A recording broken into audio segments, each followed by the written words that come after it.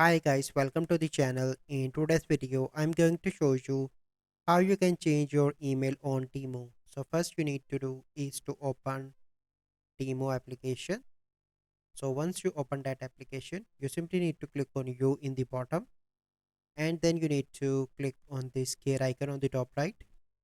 So once you are here you can see different options. You simply need to click on account security. So once you are here you can see email and click on edit option. So you need to click on that option. So here you can see that please enter a new email address you would like to associate with your account. So here you need to add your new email and click on continue. Once you done that, your new email will be added onto your Temu account. So this is the process. I hope you find this video helpful.